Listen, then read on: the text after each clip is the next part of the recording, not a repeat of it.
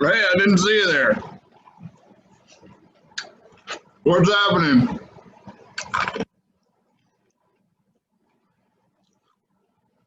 Connect to the audio.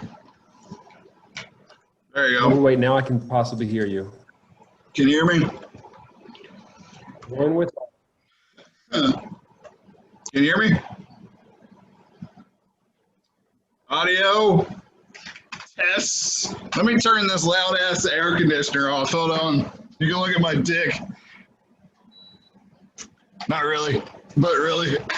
All right. David Liss! Wait, don't There we go. Is that better? went fully. Huh? Wait. Okay. Yeah, I bet it's my connection. Hold on. Let me look and see what my connection is looking like. It says internet connection unstable. I don't know if that's me or you. Are you on Bluetooth? Mine has most of the bars, some of the cars. Most of the bars, some of the cars. Yeah. None of the gluten. Gluten-free Beeflo show coming at you. We are recording, but of course I'm going to edit out until we actually start. But this is cool, man. I did a little test run. It looks like it's going to be fine unless the the internet doesn't keep going or whatever. Can you hear me, Ro? Good? Yeah. Okay.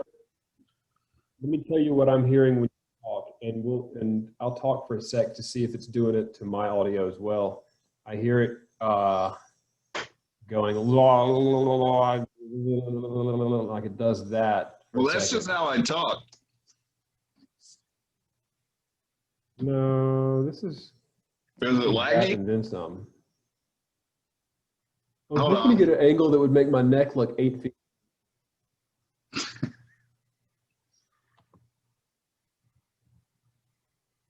I'm going to try to close out everything I have to see if that works.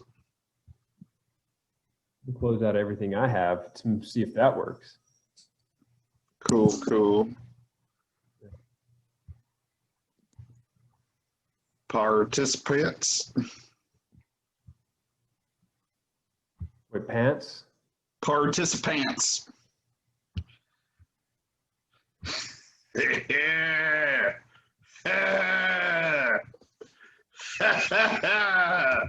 All right. How's that? How's Let me that? see. Hold on. Let me exit this. Exit this. I'm exiting all the things as well. Although I bet my bandwidth is going to be a bottleneck. Bartleneck.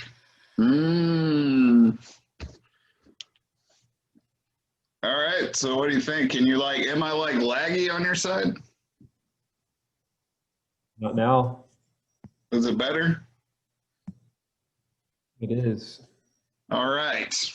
It is. It is. Let's get Let me down do one to more thing. business. Do it. Oh, hold on.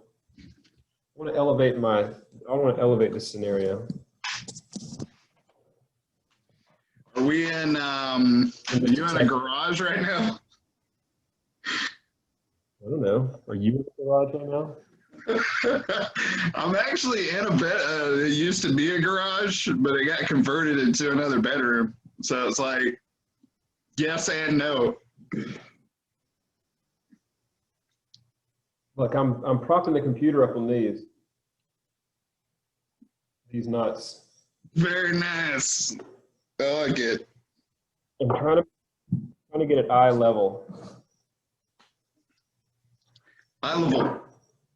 Outside, it says B-Flow's net bandwidth is low. Is it me? Is your bandwidth low? I may need to move closer because this is outside. So I may need to move closer toward the router deal. Run a little speed test right fast to see. I run a speed test. You Yeah, go to Zoom. Okay, so I'm going to. I'll speed test it on my phone. Speed There you will. test. Run speed test.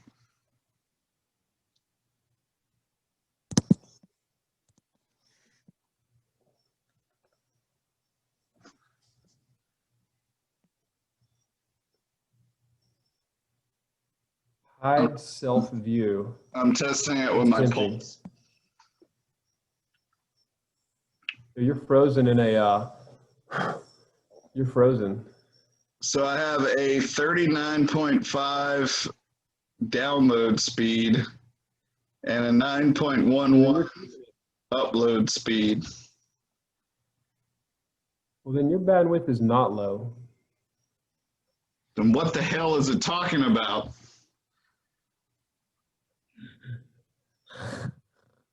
What the hell? I don't know. Why? All right. Let's get this party started. If it lags, it's not the end of the world. Or it might be. Who knows? Let's see. Hold on. I'm getting your questions pulled up. Because I can't I'm gonna remember. hang something over my laptop. I don't want to be able to see me. Oh, yeah? If I see you, I'm going to stare at me. Well, that's good.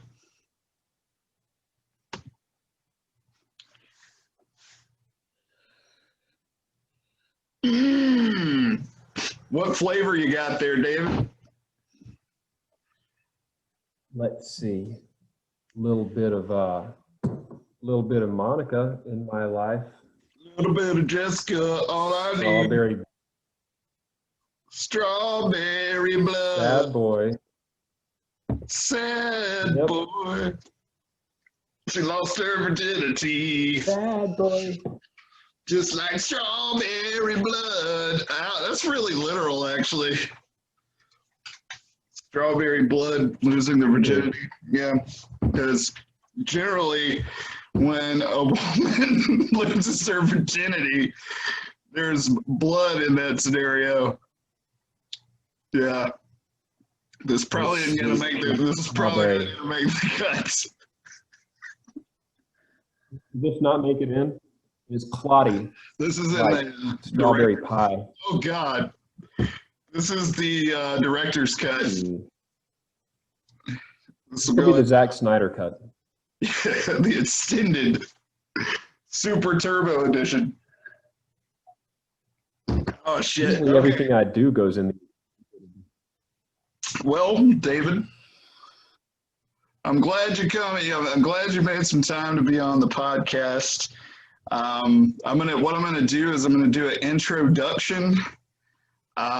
It's a few nice things to say about you, and then we get kind of just into it, you know. And again, kind of like what we talked about, it's just free flowing fucking conversation, like we're two friends that we've always been friends and buddies. So, you know, we can just talk normal. We don't have to be robots. Or we do, whatever. You good? You ready? Yep. All right. Yep. All right. So David List has always dreamed of bringing life to fantastical worlds, particularly the world that he created, Silixair. His debut fantasy adventure novel, A Sawmill's Hope, was published by his own publishing company, Sky Island Publishing, LLC, August 11th, 2014. Available in ebook, hardbook, and softcover on Amazon.com. He's currently working on his new book with release date to be determined. Welcome to the B-Flow Show podcast, David. It is really good to have you, man. I haven't talked to you in a while, so it's, you know, it's good to see your damn face and have a little conversation here. Hey. So here's where we're supposed to banter back and forth. Yeah, this is where I'm supposed to say things and elicit conversation. So, yeah. Thanks for having me. I'm honored to be here. Oh, thanks. Yeah, I am honored to have you, sir. And it has been a big journey with your writing process. I know it's become a lot like a big habit for you, not a habit. Hobby. There we go. I can't even think of the right words. I'm so excited right now. So it's become a hobby for you as far as self-publishing and writing stories, and definitely something that you want to get into more so. But I mean, you're a bona fide author now, which is really cool. Something that you took initiative to do a while ago. I was just wanting to know here, I know a few things about Silixair and the world that it was in, and kind of like you created this whole world, and I was going to see exactly kind of how that came about and kind of like where your creative process came about with the world of Silixair. Sure. That's a broad question. Let's see. Very broad. I would say the roots go back to, there's a couple of different roots. I've always liked playing in the woods. And so when I was younger, we would go out in the woods.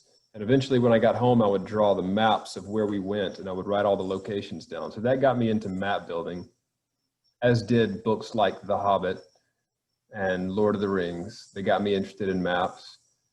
So I would collect these maps and be fascinated with them. Then I always liked video games. So I'd play video games and started to see similar monsters from certain series over to the other series. So that got me fascinated with monsters that I'd not heard of, or the monsters that seemed bigger than the games they were in, especially like Castlevania games or Final Fantasy. So I started searching out and collecting a list of monsters and stuff at some point in my life.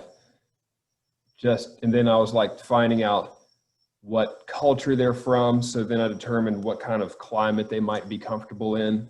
And so I've got this collection. Oh, and then the word, I don't know exactly where Silixair came from. I've got an origination story for it, but I don't know exactly where it was born. But at some point I read a book that was enjoyable to read, and the author made it seem like it was very easy to write. So I realized I had a whole slew of monsters. I had a bunch of locations I'd created. So then the only thing all this stuff was lacking was some underlying story. So I decided to write the biggest story ever told, probably like at least 10 books. It turned out to be one book. It was my first published book. But I guess the origin is, well, you know, scatter a multitude of places would be my best answer for that broad question. When you went to the woods and you were exploring and, you know, coming up with these, when you came back home and you were writing them down and drawing them out, were they the actual names of the roads and the places, or did you come up with kind of like? We came up with stuff. So behind my house, we had a place called Superman's Grave. That was really just a collection of large pieces of granite in the woods, and one of them was pointed up, and it made me think of the comic when Superman dies and his cape is flapping on this particularly sharp pointed piece of rock, or maybe with his cape on it. It made us think of that, so that was the name of that. And there's a place comic. These vines are overhanging a creek, and you can get from one side all the way to the other just by climbing through vines. So that was called the Indiana Jones Collision Course. Farther down, there's a place where the rock is real flat and the water's going over it, and it's slippery and you can slide on it. So that was obviously slip rock. And then on the way there, the woods are kind of thick, and there's this one tree to the right with these massive vines hanging down. And from where you are on the ground, it's possible to imagine that it keeps going up forever. So that was the sun tree, because it reaches the sun. That location actually made it into Silix there. There is a place called the Sun Tree. But yeah, no real places, just stuff we came up with as kids. And in the appendix of the Silmarillion, there's all these prefixes and suffixes, you know, in the language of elves or whatever, like Glamdring and all that kind of stuff. And each one of these words had a definition. So we would find sticks, and we would look through the appendixes and make up names for our swords or whatnot. So yeah, no real locations, all made up. And that was those kind of explorations and map making and stuff was definitely before I had any real intentions to do anything. I guess my first like inspiration and stuff was, or intentions were to make video games, because I was obsessed. So I figured, well, why not? This is the thing I want to do, and it's the thing I still want to do. Not immediately, not before I finish what I'm working on currently, and so yeah. Do you think that world could translate well into a video game, right? I mean, what you're writing here and kind of like what you're going with, that could, you know, eventually lead to that, with big worlds like Final Fantasy VII, things like that, with huge maps, huge stories. You know, not necessarily an RPG game, but you know, it seems like there is. It does lend itself to that. In it, yeah. Yeah, the adventuring and going off and doing stuff. And I would also say, so the books are, now that I've, you know, fast forward, the books that I write they're each going to be a story that takes place. And none of the stories I've come up with so far in themselves encompass the entire world. But of all the stories that I have plans for and seeds for and am working on, they all do take place in different locations in Silix there. And some are in different countries, different climates and stuff like that. But they are all in the same world, not necessarily the same year, because I have some amount of history written for this world and like how it came about and stuff like that. So you have a timeline of epic stories or kingdoms, things like that may have rose and fell, rose and fall. Yeah. Yeah. Grammar. So awesome, man. I know one of the first things I saw as far as your ideas was the map drawings. Yeah. And that's something I always have been interested in, as far as the world that kind of you started on a piece of paper when you were a teenager, I think, and it was just something you've kind of expanded on. Yeah. The writing, the drawing, when did you kind of pencil that in? Like, how long ago has that been? And around the same time I was inspired by Lord of the Rings, I drew that. I can remember because I had a notepad, and while I was reading The Lord of the Rings, I was very inspired by it, and I would draw certain scenes out, like Gollum eating a fish, or Eowyn stabbing the Witch King in the face, or then like portraits of Boromir and all, and you know, the hobbits and stuff, and Gandalf's Armin. And on that same, from that same notepad is where I drew the first map of Silixair, and it had a bunch of names that I just kind of spat out, combinations of letters. And then, you know, in college, I pulled it back out, and I was still fascinated with it and wanted to do something with it. And I examined it closer, and some of the names are like actual countries, like some are, I realized were countries in Africa. Maybe I'd heard them in school and it just stuck. And so the world map is not a thing that will necessarily exist in any story, the whole world map anyway, in any story I have so far. Like the book that's published takes place on pretty much the western half of one island, or it's a country, but it's a, you know, I guess Australia size maybe. And it's just one location, not even one of the larger locations on the world map. So, and regarding video games, I have a couple of ideas. I actually have a platformer idea, and then I have a more like a tactics sort of idea with the your little clique of people. You collect some warriors and whatnot, or you hire them. You guys go out on quests and come back to this safe space pub or whatever. That's always kind of been a, I don't know, there are certain video game soundtracks that I guess kind of are writing the story for me because of emotions they make me feel when I listen to them, even now, even after having listened to them for years and years. So you can kind of listen to a song and picture these characters and these things going on. Yeah, songs draw pictures for me. Songs tell stories sometimes. Yeah, absolutely. You have several, I know you have a whole website kind of dedicated to, you mentioned your monsters earlier. You kind of have these creatures, these folklore that you've kind of pulled from other cultures. What exactly, like as far as the folklore and things like that, do you have a favorite that you've kind of ran across as far as like a monster you've kind of created and pulled from, or a creature? Sorta, yeah. Zoology. Sorta. So one of the creatures that I'm a little fascinated with, and I'm not so, you know, turned on, for lack of a better phrase, by the most run-of-the-mill, what you would expect out of a level 1 to 5 World of Warcraft or whatever. You know, the goblins, the orcs, the trolls, the dragons, the elves, and the dwarves.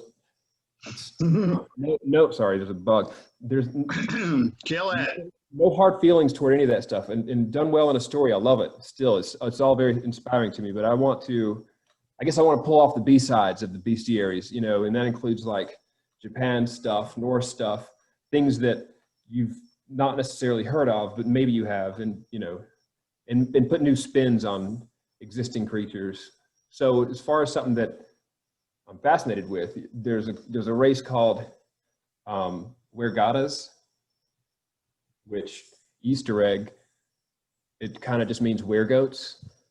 And these are some of the original, when Silixair was being tamed, because it started off a little chaotic, but when it was being tamed, the father of the earth chose a flagship race, and it was these, again, lacking a better word, 9-foot tall goat people. And they're sort of inspired by a misunderstanding of mine from a beast called Fomori, Fomori, which is, I think, Irish. And I believe Irish or Norse. And I think they may just be giants or like violent giants type thing. But that sounds Norse. Reason I say that, it sounds like a God of War thing. I played God of War recently. They may have had Femoris in the game, Fomorians even. Yeah. But one of the images I saw of him was this, it was like a Minotaur, you know, the classic bull-headed man, but it was goaty. He was all goaty looking. And so I started finding more, just started stockpiling images of this thing. And I was like, what a great representation of something that feeds on the earth and that can defend the earth. So of a goat, because goats are kind of fodder for predators, but suppose this goat were 9 feet tall and had a fucking attitude, you know? Those are one. And then so at some point I realized the 4 aspects that make up creation probably all have a flagship race. And so the sky, his flagship race is the Avenine, which are loosely based on a Japanese creature called Tenju or Tengu. And again, it's probably my own blasphemous aberration of this actual creature, which is a reason I'm not using that name at all, you know, but they're just bird people. So they have the head of a hawk and they have wings and they own the air and they defend the air. And I have some loose story on these guys, but they're not exclusive to any existing story. Whereas the Wergetas, they're in my work in progress right now, or at least 5 of them are. And just while I'm on the subject, so Fire, he's a consumer. He's endlessly hungry. So his race, his flagship race, are the Campoir, and they're essentially pig humans. So they're enormous. They're violent. They're the most violent of them, the most destructive, least controlled.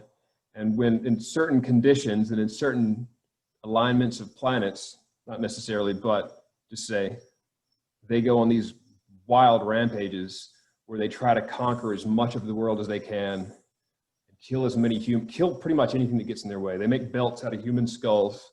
They're just these kind of rotund, wiry-haired, hog-like. You could probably compare them to some kind of like ogre or troll, which they'll have some of that. There are some loose stories with those guys. There's also a thing they do called the nubbening, which I don't want to like get too deep into anything. I didn't use the word nubbening. A guy at my work did after I told him what they do. How deep you want to go down the rabbit hole?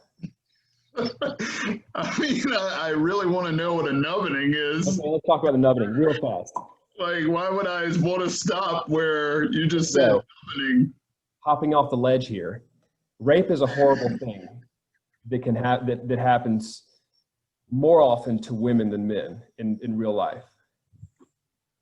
I've never experienced it. I've known some people who have and who are traumatized by it. I don't want to make light of the thing, but I want there to be a horror that is the equivalent of that can be used against men as well. And so that's kind of the race, the pig race is something that does this nubbening. Yes. Okay.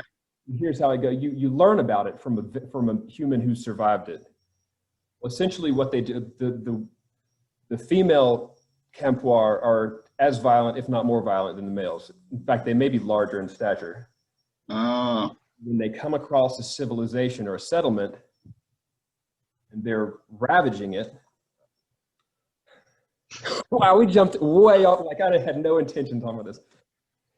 Okay, I'll just put it in. It's part of the lore, man. Like, I mean, that's terrifying. Seriously. Like that is, what, how tall are they, you said? Well, these guys are like really tall. They're taller than women. I'm talking about the women pigs. Right, 7-8 feet, and they can run on all fours and kind of trample and ram things, and they're that's terrifying, you know. Kind of impossible to kill. So they'll take a man. If they see a man, they want to victimize rather than just rip into pieces or eat. They'll grab his leg. This is the calf. Rip it off at the knee, and then fuck his thigh. Pretty much, they f his thigh. Unfortunately, their juices are caustic, and it sort of burns the flesh. And so humans who survive this, well, first of all, they're lacking one leg from the knee down, at least one, if not two. and it's horribly scarred as if it were dipped in acid. And these guys, obviously, the memory of this is them being helpless in the worst pain they can imagine and just being utterly taken control of. So these are like shell-shocked. I don't know why, but the quote, so like, imagine walking past an NPC in a video game and he has one line to say, and that's the extent of his character. I've got this character in mind, this old guy on a porch, and he's got a different spaced outlook. And the only thing he can really say is, she wrote it like a fence post. And that's the only thing that he really like has left of his whole existence. Can we edit the whole first? Can we start over all the way from scratch? Wear protection, kids. I just wanted them to be horrifying. They have to be the worst. It is, dude. There's nothing to edit there because it's like, I mean, that is absolutely one of the most horrifying things I can think of is being attacked. Yeah, you'd rather have died. Like, you know, I've had my share of weird one night stands, but you know, like getting my leg cut off and like a chicken wing, my nub without protection. Yeah. And they eye you. You'll see these pigs coming into town, and they'll see these men with these big old thighs on them, and they're, you know, just and these guys are just, they're unnerved. They shit their pants, and they're like, I don't want any part of this. I'm done. Right? Yeah. Dude, that is like something I haven't seen in any kind of like horror movie or, you know, I mean, it's original, you know. I don't have a story for just yet, but the nubbening will probably, that phrase, that word, the nubbening, will probably never happen. No, it's gonna happen. Not to you, hopefully, but it's gonna happen somewhere, sometime. Yeah. Okay. On the subject, that's the fire one. So we got a goat. We got goats. We got the birds. We got the pigs, and then the water. Loosely based off of pigs and goats. Right. Yes. Water. Her children are. Well, they seem to be extinct in this day and age. It's based on, honestly, it's based on the same character that was the Mummy King. He was a scorpion man, sort of. There's a creature called Gertablu or something like that. It's Akkadian. And that's what these creatures are based on. But rather than being like scorpion, CGI The Rock, it's more like they're just mostly crab scorpions, and they prefer the water. They can come on land, but they prefer the water. And for all intents, they seem to be extinct or either in hiding, or at least in the timeline that I've been covering with stories thus far. Then the Scorpion King. I stand alone. We'll have to make a cameo. Yeah, it's been a while since I heard that, but I see it's like a scorpion based off of some kind of, is like a scarab thing. Well, let me just, I don't want to look anything up. Yeah, that's cool. That's cool. But Girtablu,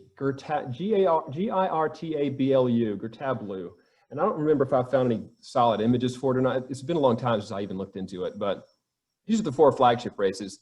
And as far as existing in a story that I've created so far, they're not even referenced in A Sawmill's Hope. None of them are. And then in my current project, we'll call it V and V. V and V. Mm-hmm. Yeah, there are 5. So the Beastmaster on one of these islands, it's his job in the story I'm writing, or one of the books. It's a trilogy, but one of the 2 first books, the Beastmaster, it's his job to find entertaining spectacles and bring them to the arena so that they can fill up the arena with butts and get all of them they can so they can fund the war, really. And so he sets off on this grand excursion, comes back with these extremely exotic animals that no one thought you could even catch. And he does it. That's what's up, man. No, that's cool. As far as the mythical aspects of everything, we kind of covered that with your favorites. And you have a lot of characters, obviously. You have groups of people, you have nations, you have cultures, you have all these different. What's that? working on different cultures. Yeah, yeah. Well, you have foundations of different lands and nations and things. So, as far as your characters you're writing or have wrote for so far, what is kind of your favorite that you're going at here? Um, okay, we'll call him my favorite character to write. When I wrote A Sawmill's Hope, my favorite character was the villain because he was the most interesting, and was he was down to do the most interesting stuff, which obviously was the worst stuff. In the book I'm writing now, my favorite character to write, and I've tried to amp up my passion for the other characters, but this guy he's too close to home.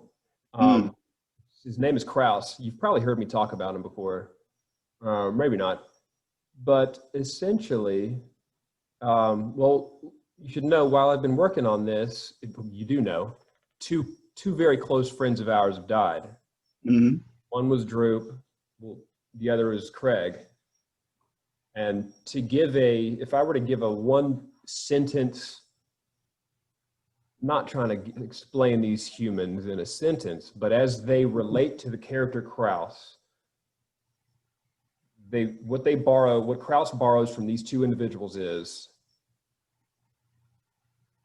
a bit of self-destructive attitude, self-destructive behavior, not caring at all about anybody's opinion, wanting what he wants, fuck everybody else, which doesn't sound like an endearing thing, but he's really charming and funny about it. And then I guess that'd be an easy third, because these guys both had very dark humors, sense of humors, and could make jokes out of anything that would make anybody just cringe, yet also cackle, you know? So putting him in any situation is easy, because he's either going to be bored enough to start a fight, or he's going to be in the fight. No matter what happens, it's going to be him. He's the Leroy Jenkins kind of self-destructive, hilarious, but also loyal, more loyal than any other character I've ever written. So he befriends one person and he feels like he owes her something, and he will, in a split second, he would die for her. No romantic involvement. It's just that close of a friend of his. He'd do anything for her. So I guess if he has a redeeming trait, it'd be that. And in the book, he gets pinned, he gets arrested for something he didn't do. And so the self-loathing is, he thinks he did it. He thinks it's a crime he committed. And so the story, as it goes, well, it's kind of obvious that he sort of hates himself, or at least hates what he did enough to not value himself. And so it's kind of a point of pain, because we all know, like, buddy, you're not that bad. You're not that guy. But he really thinks he is. And so he really beats himself up about it. Without spoiling, I'll stop there before I... Yeah. Of course, you don't want to give away too much. This person that you're writing for, you're kind of splitting two personalities of people that you know and putting them into one. Yeah, stirring it up. Them into where you can't tell who's what, you know, and... Yeah, sure. And I don't love to base characters off individuals, which is funny for me to say to you, because you have made a semi-appearance in a character in a book I've published, as you know. But I feel like that's the mark of a new writer, is to just take individuals he knows and try to stick them in his book. Yeah. So, and now that I've done it, other people are like, well, when am I going to be in a book of yours? And I'm like, to be honest, I'd rather it not happen, because either you have to die, or you kind of have to, again, I'm not just going to pick and choose people that are immediately around me. It's, you know. Sure. Yeah. Creativity, I mean, it draws from real life, no matter what you do. I mean, you're going to have some kind of base, you know, from your life, or from even life's or mythology, you know, that kind of thing. So you're going to have, I mean, aspects of people are going to, I guess it's just who you are, you know, like your personalities too. Like you know somebody for so long, you kind of draw from that person its personality. You're kind of made up, even as a person, you're kind of made up of that person, you know, because we kind of exist as our own pretty limited understanding of ourselves. And when we go to a place, what we feel like is what we think other people see of us. It's not necessarily reality. And so what I capture of an individual may be completely alien to an individual, I guess. Yeah, and they may not even know that side exists. That's how they are. It might not. It's a single encounter. Yeah. It's being very self-aware, very analytical, you know, the mark of a writer, actually, and a creative person. So, you know, you're taking the best out of people, but, you know, memorializing them and putting them in. That's awesome. Hold on, let me say this. In this trilogy, there are, I'm not going to try to figure out how many characters I write dialogue for, but of all of them, Craig is based, again, loosely, Craig. Kraus is got some inspiration from two individuals. And then there's another guy who is loosely inspired by some prick that was in school in 5th grade with me. Aside from that, most every character they started off as their chess piece in the story. So story was the primary point of focus, write their whole journey out, and then look and see who they were, who they become, what's their journey. That kind of dictates aspects of their personality. So for example, there's a guy whose entire job, his character's whole point is that he's the census guy. He counts, keeps up with the census of the holy city, and he over the chaplains who go out into the untamed and do the census. He's the counter. He's the head counter. And so on the second or third draft, I realized, well, he's upset. Clearly, he loves numbers. He collects abacuses. He has thinning hair, so he's jealous of individuals with thick hair, but he's always kind of involuntarily counting his hair. He wants to know, like, he's afraid of the day when his hair is so thin that he knows how many hairs he has on his head. I can relate. And for the story's sake, he's a little bit of a prick, so obviously we'll have to kill him, He's gonna die. I want to redeem the guy that was a prick. I don't have his death planned. Oh. But now I'm like, it'd be more challenging. It wouldn't just be more challenging to redeem him. It'd be more challenging to redeem him to the reader, to the audience, to make the audience root for him. If I make him into a very obvious, quote unquote, bad guy in the first scene, it would be kind of more interesting to me to let him escape death a couple times and have people just pissed off. God, really wanted him to die. And then flip it on him and make them really want him to not die, The classic kill and spill. I don't know. Kill and spill. There's probably some kind of writing term for that, but I don't know what it is. I was going to get into your writing process. You definitely, you kind of jumped into it. So when you write, do you have an ending in mind already? Or is it something that's kind of like you have a skeleton for kind of how you want to go, and then you kind of just let it flow how you are writing? Or is it skeleton? For sure. Yeah. And I couldn't tell you my tried and true technique because although I have one published, it was a utter freaking mess until I rewrote it. So I can't rely on that technique. The books that I'm writing now, I probably have, so book 1 is complete at about 115,000 words. Book 2 and/or 1, because they're interchangeable in order, is about 150 or 160,000. They're finished. Book 3, it's largely plotted, and I probably have about 30,000 words worth of notes and some scenes written. But this is this is the work of 8 years. Like I wrote the first draft before I went back and rewrote the first book. So I wrote the first draft, put it down for about 2 years, came back to it, recognized it as the steaming pile that it was, and then probably for a year at You're least. a critic. You're a critic of the first book. Hmm? You're a critic of your writing at your like your first book. Ugh.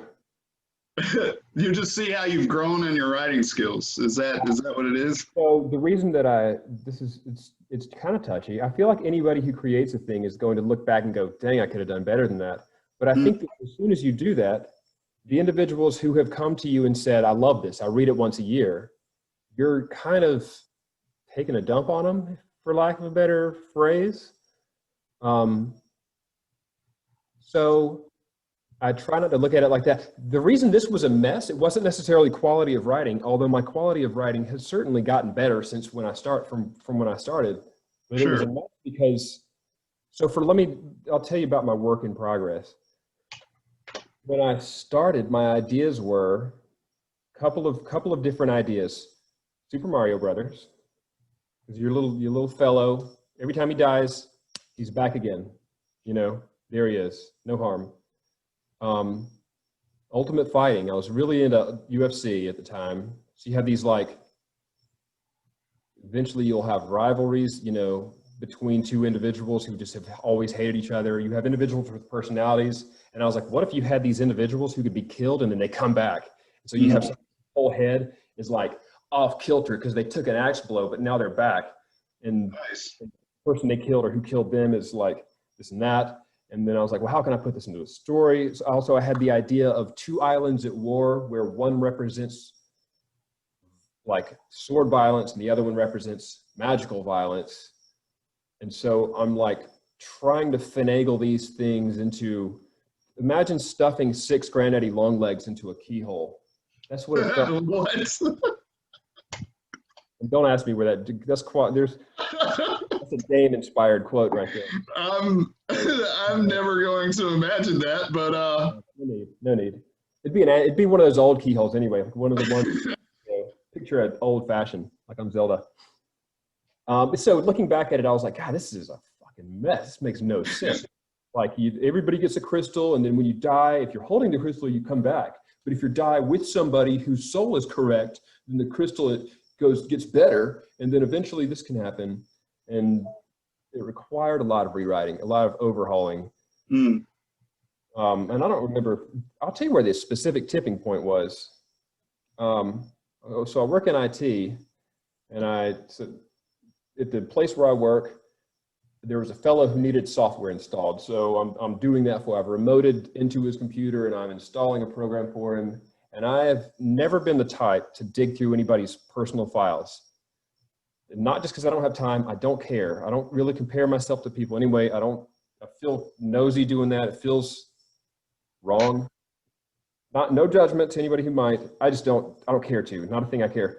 However, while I was in there, in his documents, I saw something that said on writing short stories or something that was very blatantly, this guy's into writing.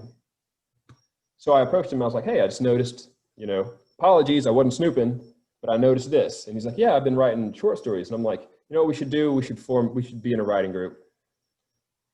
And I was like, let's get together. We'll talk about it. And so we sit down one Friday at the Mexican restaurant in town for lunch. We're like, here's what we'll do. Every week we'll bring a scene and we'll swap it. I'll take his home, critique it with my reactions, essentially. Trying to minimize suggestions, only my reactions. He'll do the same to my scene. And every week we turn over a scene. My first thought regarding that was, dude, I can't create the time for me to even move forward with this story. Now I'm trying to take on work and do it. It's going to be harder, but that's actually the opposite of the truth, because not only did I now have deadlines, also I have expectations on me from another person, and I am feeling a little bit, at least inspired to some extent by somebody else who's creating writing as well. And it's kind of empowering. So in a year of us meeting every Friday, and we're still meeting, this was probably 2016 or 17. in a year, I had written a book and a half of the two. It took me about a year to finish the second half of the second book. And to kind of jump tracks, I'm now doing edits. But it wasn't until then that that somebody was behind me pushing me like this, that I actually, like, I guess muscled up and freaking did the thing, Yeah, it was like you had the accountability there. It was a mess until I was forced to move forward no matter what. That's when I figured it out. And I wrote it with the mindset that if I get to scene 5 and I need to make a drastic scene in 1, I'll just make a note. I'm not going back to edit right now. I'm going to keep pushing through. I'm going to write scene after scene until I say the end, no matter what. Fuck consistency. Doesn't matter. You make a note for that. Go back and change scene 1, 2, and 3 or whatever. And that's how I wrote. That's how I smashed 2 books. If I were to give advice on writing, it'd be that. Get in a writing group, create deadlines. Don't stop until you reach the end, no matter what the quality is or even if you have to write a whole scene that's, at that point, they worked it all out. It was cool. And then jump to the next thing, you're going to hate your path. When you get back to it in edits, you're going to really hate yourself for doing it, but at least you will have gotten to the end. And by the time you reach the end, you'll have a better idea of what should happen in that scene. How did they work it out, Nice. So it's more about just writing it out, writing a story, a scene, which a scene would be just, something playing out. Right. I'm saying scene. It could be chapter. Chapter. I think most people would say chapter. But a thing that was a huge mess about my first book when I wrote it was I just started writing, just started with no nice, tight. So movies will deliver you a scene, and it typically has certain aspects. It has the environment or whatever, setting, characters, possibly an entire theme, and then what's it accomplish? What is the point?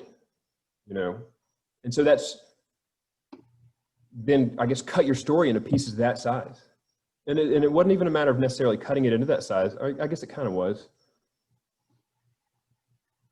No, I don't claim to be an expert. I've got one published, Whenever I start saying this stuff, like, here's how to do it, I'm definitely not saying I'm only ever going to say, here's how I did it, and here's what worked for me. Well, when you're on the New York Times bestseller list and you look back, on this in a few years, you'll be like, oh yeah, definitely, I knew what I was doing, This is what I'll say. In a few years, when I look back at this, I'm going to say, Brandon, please delete that. Please. Oh. No, I'm trying not to get you canceled here, okay? I'm trying to get you there. The nubbening entirely out. As far as, this is probably kind of like question 1, but what inspired you kind of to be a writer? I touched on this, and I'll tell you, I don't read a ton. In the same way, I don't watch a ton of movies or play a ton of video games. But when a book or a movie or a game talks to me, and I get a little lost in it. So my friend Volker, Volker. Yeah. Said, bro, you should read this, The Name of the Wind by Pat Rothfuss. And it's this fat chunk of a book. And I'm like, I don't know. Should I really try to get into a fat old book right now? I hadn't read anything in a long time. And that's the book that I read, where it was book 2. So I read the whole thing and I'm like, dang, that's something about it hooked me. And so I jumped on the book 2, another fat chunk of a monstrous book. I'm 500 pages in and I'm like, where's the plot? What's going to happen in this book? And yet I'm inhaling it because his writing, and I would call it prose. I would call it his style, the style that he uses. And it is one that concentrates on every sentence. Every sentence, you single it out and place it on the wall, it works.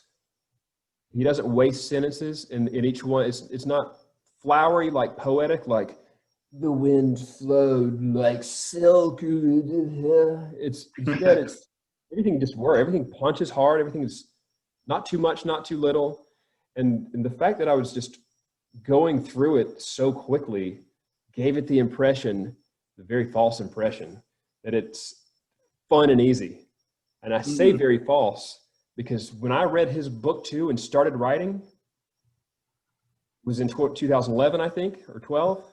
He hasn't written book 3 yet. There's no fucking sign of it. It's not even on the horizon. Wow.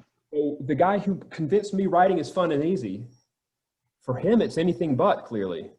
What was the author? Pat Rothfuss. Gotcha. And no hard, you know, no, not demeaning the fella. If it weren't for his books, I wouldn't write. So I owe him. Huge. And if he never writes another book, that's his freaking business. He doesn't owe me anything. I've kind of forgotten the story by this point. Would I reread book 1 and 2 when 3 comes out? Maybe at this point, maybe. But would you say that's your favorite author? Did you have other? No.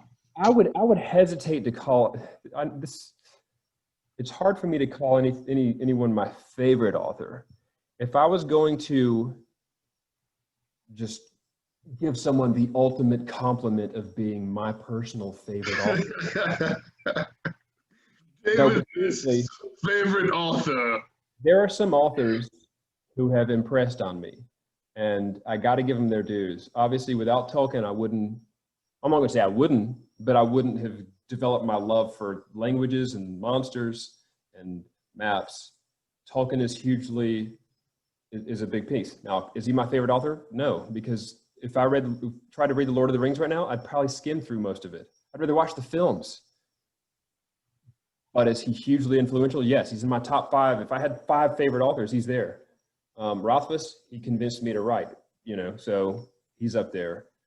The guy whose writing revolutionized me to where I rewrote A Sawmill's Hope, Joe Abercrombie. He had a book called The Blade Itself, and it's dark humor, it's adult fantasy, there's cussing, there's sex, it's kind of Game of Thrones, but a little funnier, which is not the most complimenting sounding thing to say, but it's not funnier like this is a comedy, it's dark. Game of Thrones is on everybody's shit list, so you're good. It is. I read a book and a half of Game of Thrones, and every time I put it down, I felt kind of sick of the world. I feel like this is how he sees the world, or I don't know. This is how he sees it in his writing. This is how he portrays it in his writing. The world's dark and hopeless. And that's not. I don't want to write dark and hopeless. I'll write dark, but I don't want to write hopeless. Joe Abercrombie's in my top 5.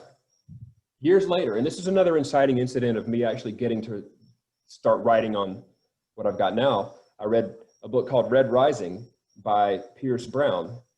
And when I read that, this may have also been suggested by Volker. Maybe Volker's my favorite author. Without having ever read a word. Shout out to Volk. Shout out to Volk, all the way in California.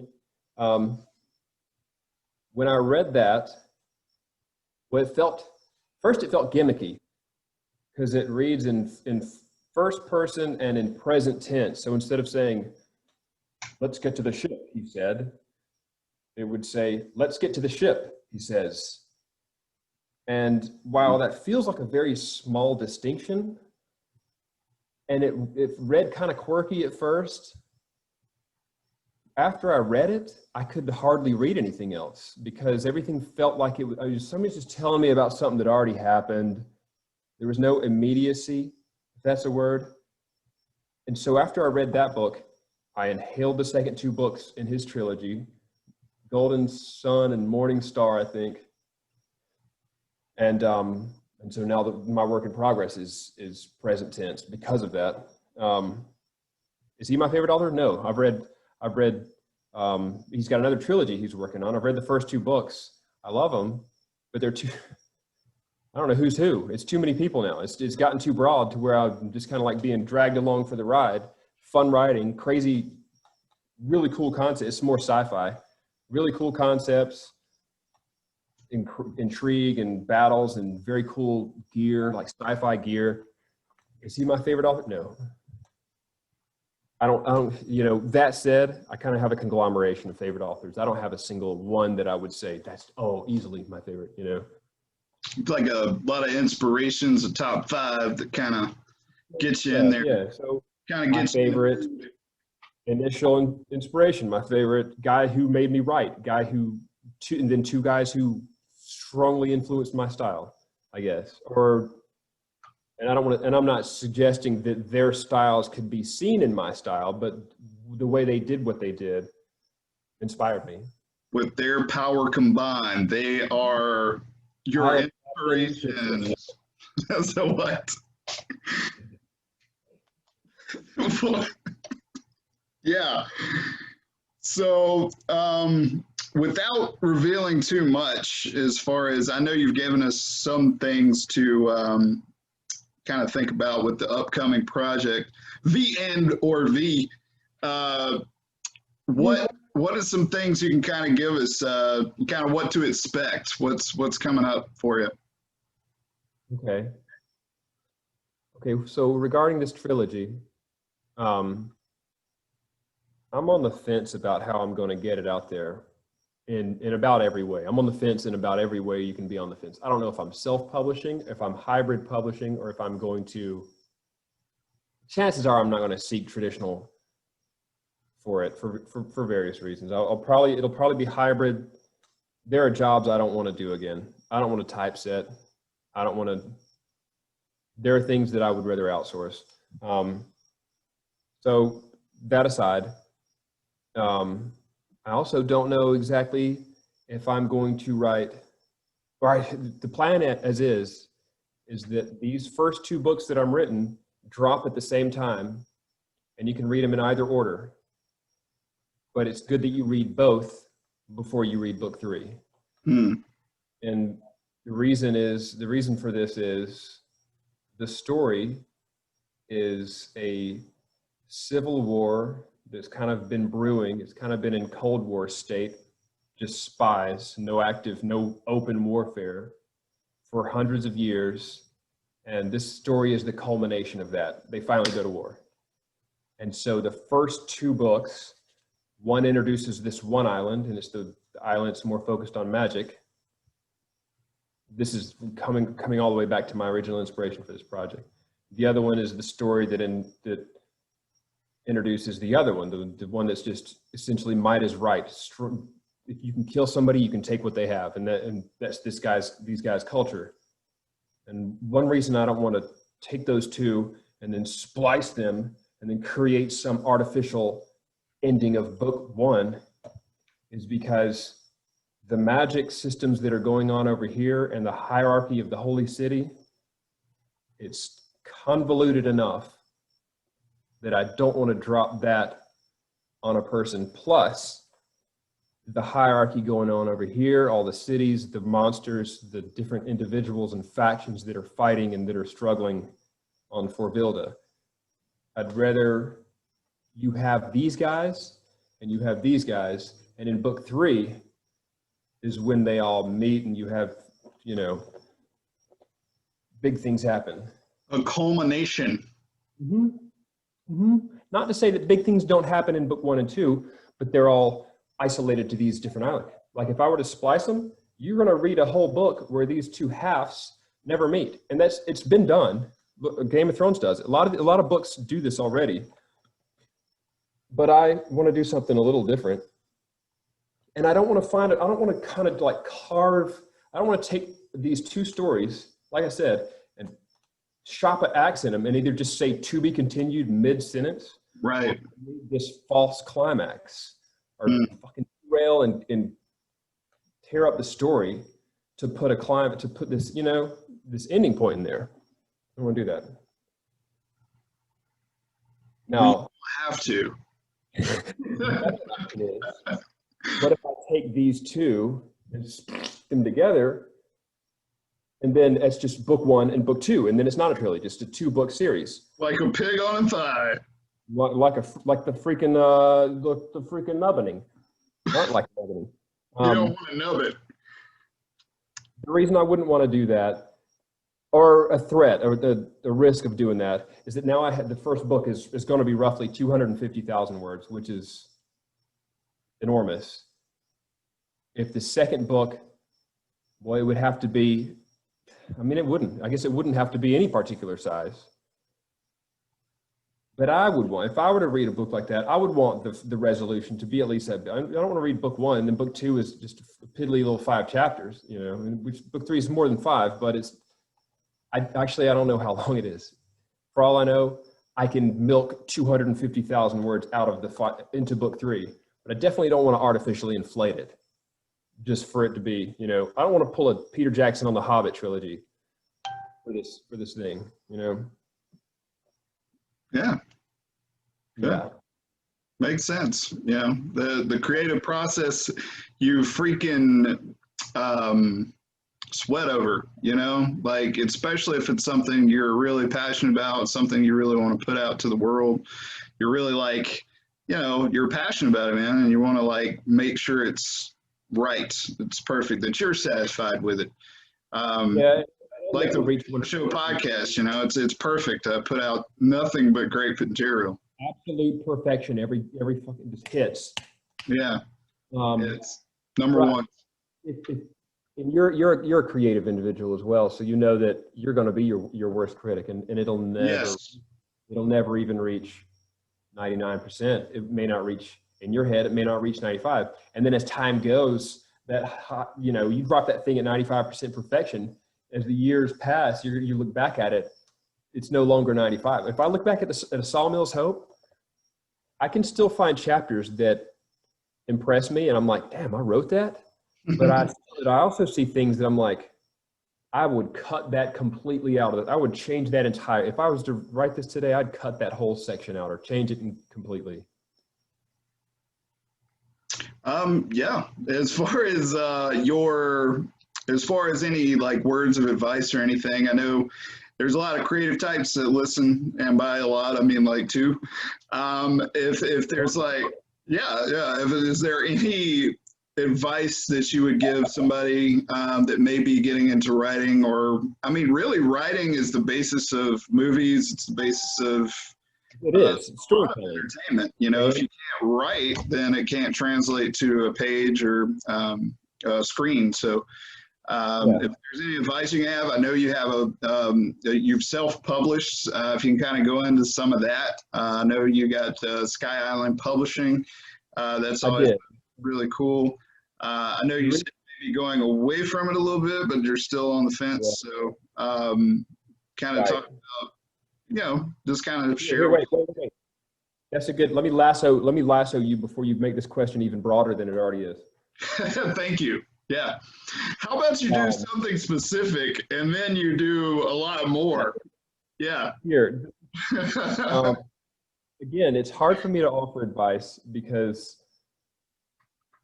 I guess I don't value what I've dropped on the earth enough just to assume that I'm any kind of professional on it. But again, what works for me? Well, everybody's going to have their own writing. Some people say, I like these 2 guys. Let's just see what happens. And they start writing, and then they come up with an amazing book. I'm more like, I'm a little bit more of an architect about it, in that I, like, you know, you asked about, do I know how it ends? I know vaguely how it ends. And so I have this ladder over here. Let's call it, okay, here we go. I'm going to force myself to give advice. 2 things that I would never argue with if I heard someone say. One is, write the whole thing. Stop rewriting scene 1. Start writing. And here's the thing about this is, picture a tree. You're writing the trunk. Don't go back. You may write a branch, and you may get way out here, 10,000 words deep, and go, I hate this. Just set it aside, backtrack to scene 3. This imagery may not be working, I don't know. And continue onward. And then and at some point, you're going to reach another little branch. You're going to veer out. If it's not working, it's not working. Cut it off. Don't be afraid to cut it off.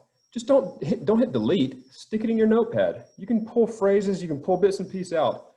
But write, and don't fucking stop until you got the end written down. Whether or not you're happy with it, there's always draft 2. Just write until you're finished. But until you write the end, well, I don't know what. I don't know what until. You need to. You have to. Not everybody does. I think most aspiring writers have never written the end because they start writing, either they quickly realize they're sick of it, or they just obsess over a scene or an unimportant detail. And these are things I've done. Like, I stopped writing for about 2 or 3 months to study alchemy while I was writing the first book. And I was getting all these terms, all these devices, all the history of it, like particularly like Middle Eastern history of it. And I'm taking these characters and these individuals, and I'm like, how can I fit this into the story? It wasn't a waste, because who knows where it's going to crop up. And while I did, this much research, and yes, only this much of that is in the story, I don't know, it's worth it to me. I've absolutely veered off the point I was making. But the point I was making, yeah, you're good. Right until you get to the end. If you're not enjoying it, and here's another, I guess this would be point 2. If at any point you're suffering because of it, and it's not something that brings you to a positive place, if it brings you more negativity than positivity, and I'm talking about your mental health, don't feel obligated. Set it down and give it a second. And if it lingers, if you can't escape it, come back. And if it doesn't linger, and if you look at it like, that was a ridiculous thing for me to try, move on with your life. No, nothing lost. And when I say it's costing you, like, I also want to offer some bad advice, and that is, we have an obligation to who we are to do what we're good at and do what is on our heart to do. And I'm very pro, I guess, do what it is that you feel like you're meant to do. And the people around you who are saying you shouldn't, figure out how to make that voice less. And if it's somebody you love and you can't live without, explain it to them, and they'll understand. If they love you too, they'll understand. And if it's somebody that you can live without, welcome. That's my good or bad advice number 2. Get out of here, Mildred. In fact, like I keep a couple of haters around, folks that are telling me to drop the hobby and focus on my day job and focus on what's paying the bills, etc. One of these people, no names, ironically, is doing his hobby. All he does is travel. Again, we won't go there. We won't go there. Well, you can't drink the haterade. Is that still a phrase? I think that's still a phrase. This is probably easier said than done. I'm a person who is tragically unaware of the impression that I make on people sometimes, and a result of that is that people find me rude, or people think I'm mean, and I don't want to have beef with anybody. I don't want anybody to be mad at me, at the end of the day. But some people, I don't know. Sure. I'm tragically unaware of how I come off, I guess. Well, you have no beef with the beef. So, yeah. What was I going to say? George Lucas. I was reminded of a quote by him. He said that no great project is ever finished, it's only abandoned. And I really relate to that. That was when he was redoing the Star Wars trilogy, special edition on VHS.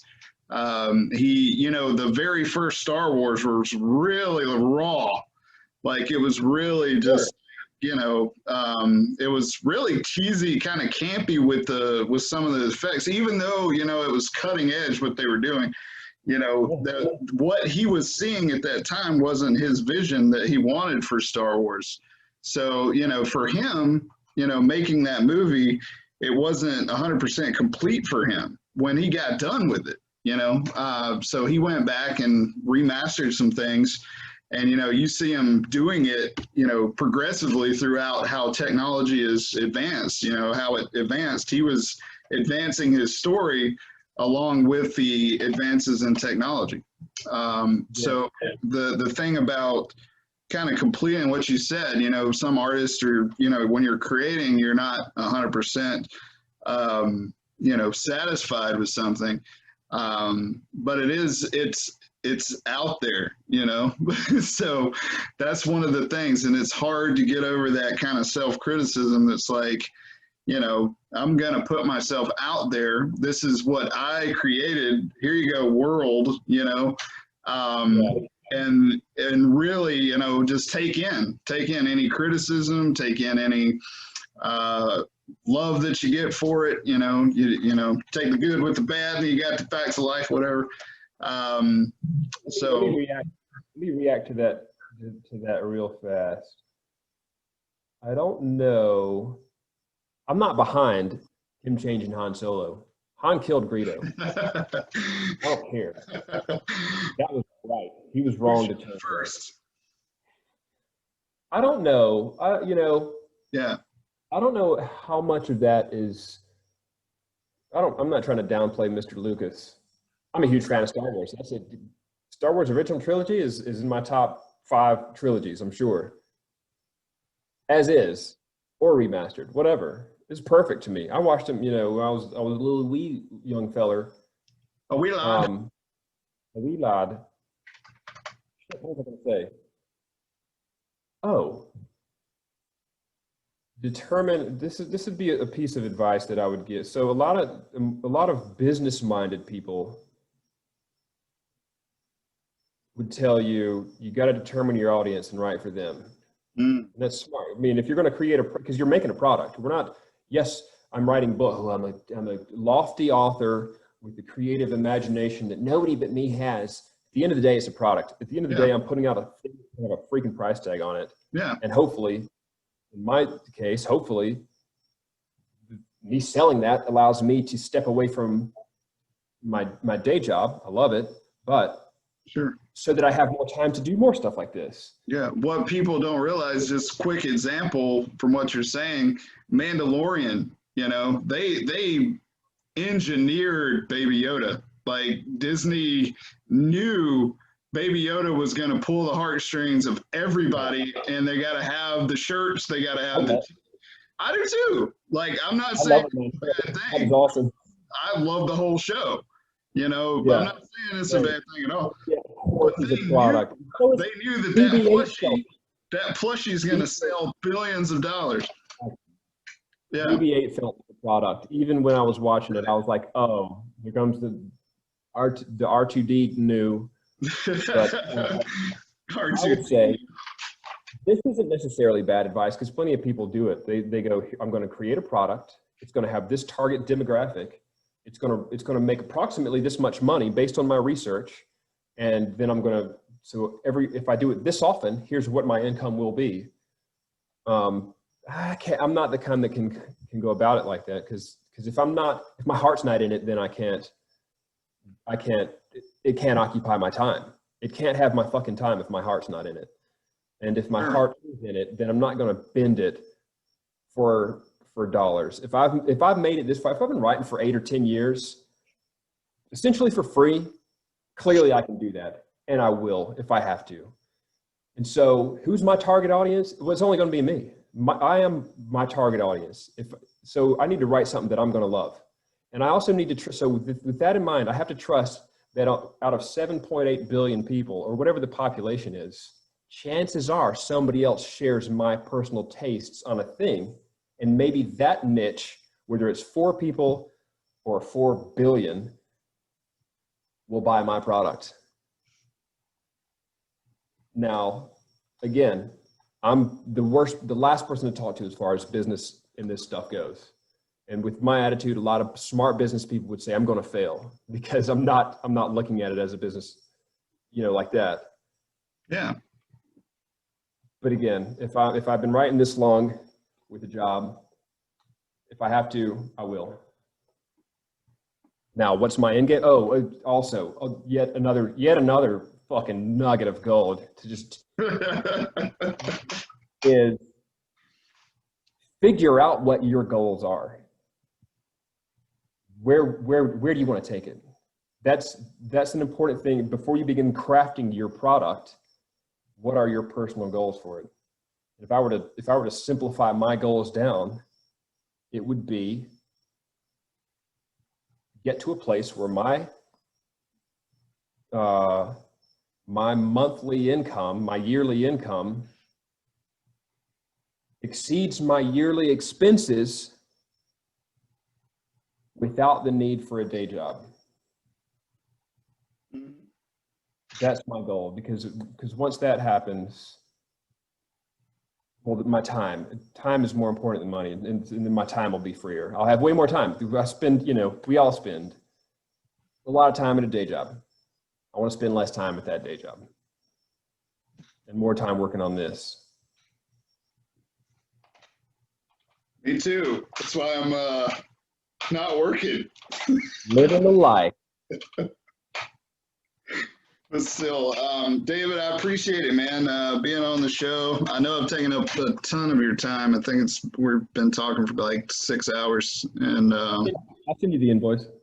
I appreciate it. Make sure you send it to my secretary. Of course.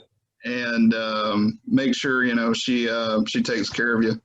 I'm actually going to get my secretary to send it to your secretary, so we're going for her shooting the email as well. Yeah, we should never really talk face to face unless it's in this format, because we don't want the legal thing to come between the copyrights and everything that we're talking about here. I also know George Lucas and Disney now, apparently. So I just got an email that I'm going to have to pay. I thought Star Wars was the sponsor of the B-Flow show. Unfortunately not.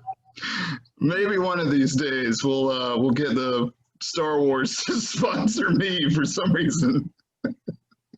Look, okay, I want to add another goal of mine. I want to add another, I talked about getting my expenses to whatever my income is.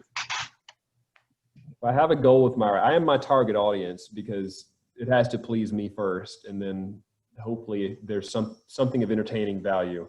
That's my goal. My goal is that things that I put in the world have some entertaining or definitely uplifting value to someone. That's a goal of mine. Or distracting. If you're going through some garbage and I'm able to distract you from that, That's a great goal. It's kind of like the video game thing you were talking about, the worlds you can get lost in. The distractions and what would actually hook somebody and inspire them. That's we can definitely speak to certain things that inspired us throughout our lives, and those were just people like you and me in a room somewhere being like, hey, what about this? What about this story? They're writing it out. Final Fantasy VII, which I'm loving the remakes and the all that kind of stuff, but that was huge. That was huge for me as a teenager. But it was just some Japanese people in a room coming up with a awesome storyline, and just people. On that was the thing that would fascinate me about the bestiaries of these, because a lot of the video games you play came out of Japan and are written by Japan, and so the monsters that they're pulling from, they didn't pull it off Wikipedia. They pulled it it was their textbooks or whatever else that said, here, let me give you a rundown of what Viking North mythology is about. Here's a rundown of what Christian or even Hebrew mythology and the beasts and the monsters are about. Let me give you the Greek. And so what you're seeing is it's run through this Japanese. It's through a different filter than what we had. It's something that we'll never experience. Yeah. So when you see something that's like Behemoth on Final Fantasy. Yeah. Well, that's a Hebrew-based monster from the Torah, or maybe not the Torah, but it's from the West. It's from Job, the book of Job. Yeah. Yeah, and we're seeing it, looking at it from this direction. They're seeing it, looking at it from this direction. And we're looking at the same thing, but it's going to look. I would never have imagined the Behemoth from the book of Job coming up in the south of the United States, and stuff in church. to be that awesome monster that you fight in Final Fantasy games, you know? Whereas they're like, oh, that sounds cool. I'm like, whoa, that sounds fucking lame. It sounds like Sunday school, you know? Pardon my swear word. Not the Leviathan. Leviathan. Not Summon. Odin. Freaking summon. Damn it, Odin. I have to see you again. I see you on Viking pagan rituals on Sunday. Right. That's what the Norse kids are saying. The ones that are in North, they're in Viking Sunday school. In Norseville. Norseland. Norseland. Not to disrespect any of these cultures, you know. I mean, Yeah. Norseland is near Ireland, I think. It's somewhere up there. closer than we are. It's closer than, yes, yeah. All right. It's north and east of Ireland, I think. North of Norway. One more Northway. One more slight regarding my work in yeah, we're wrapping it up because we're talking about Norway. Take your time. We're talking about Vikings. Part of my original inspiration was the story of Vikings didn't write their Viking, quote unquote Vikings. I don't think they necessarily went by that name. It was Danes and whomever else from Scandinavia. But when they first crashed down into England and started just tearing shit up, and there's a lot of shows about that these days. I don't want to try to name them all. There's a lot of shows about they came to this monastery called Lindisfarne and they just pillaged it. So part of my inspiration for the story is, what if they'd found these monks and the monks knew how to pull lightning out of the sky? Oh. A little bit differently. And so that's part of the inspiration of this story as well. And that's kind of like where Thor could have came from. Like monks. Thor with electricity. Mm-hmm. Also, it sounds a lot like the Nubbening. No, it doesn't. I think about the Nubbening sometimes. Every time I'm looking at my leg, I'm like, it's long, but it's thin. I hope I wouldn't catch any pig's eye with my leg. But then I see some people with some big old hefty legs that are like ribbed for some reason. And I'm like, dang, it looks like a good ride. Pleasure.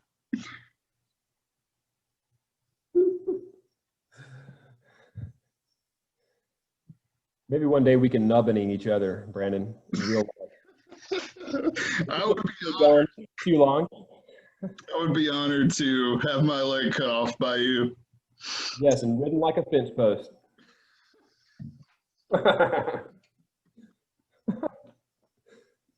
Hey, thanks for enduring me. Yeah, man. No, it's awesome. We'll have to have you back on. Thinking about doing some three-way things here with this, so we might get kinky with some other people here, and might need your input and kind of mash up. We'll look like the Brady Bunch. I'm down. But yeah, man, I appreciate it. Seriously, it's David Liss. Everybody check out his work. I will put links down to on the podcast page on YouTube, Stoops View, Spotify, all that kind of stuff. Yeah. Let me tell you, for the people who can't be effed to go digging for info, go to davidtliss.com. There you go. You have a whole website. My blog, and I think I update it monthly. So if you're ever interested in what I'm up to, and that also has links to like Twitter and stuff, which I do almost nothing on Twitter. And yep. I was thinking about posting something racist on Twitter just so I could have some arguments, but yeah. I don't want to. I think that would be wrong. But yeah, man, I will definitely, for all the podcast platforms and that kind of thing, my meds are kicking in. That's why I'm getting. That's what I'm like. But I'm no. getting ready to put my meds in. So I'm, I'll put all that stuff up for you cats out there listening to the B-Flow Show podcast to be able to get in touch with David T. List on his website, his blog, and all of the things that he's got going on so far, so you can catch up. He's also got a cool SoundCloud that he's helped out with some of the intro music for the show. He's been gracious to let me use some of that, hopefully, or I just stole it. I don't remember. Well, you're mispronouncing desperate to have my stuff exist in some place aside from my own head. And so you're welcome, and thank you. All right, David, I appreciate it, and I will talk to you next time. You would be. All right, I can like edit now. Or we can jump off, but on a like off the record, I appreciate it for real, man. And yeah. Well, I don't have a lot to sell as an author right now, but I'm obviously looking forward to speaking with my homie B. Yeah, man. Pretending to be an author. And you know, when you get that other book out, I mean, you can come back on and we can do it if I'm still doing this thing. So cool. Come back on and promote. You know that I had my face cam covered up the whole time so I wouldn't look at me? Oh, really? Yeah. Look, I have that if I like cut it off. Do you see that on that side? I do. That's cool. I didn't even know I could do that. That you're wearing right now. Yeah. Boom. I have headphones. Yep. Participants chat. I'm going to stop recording.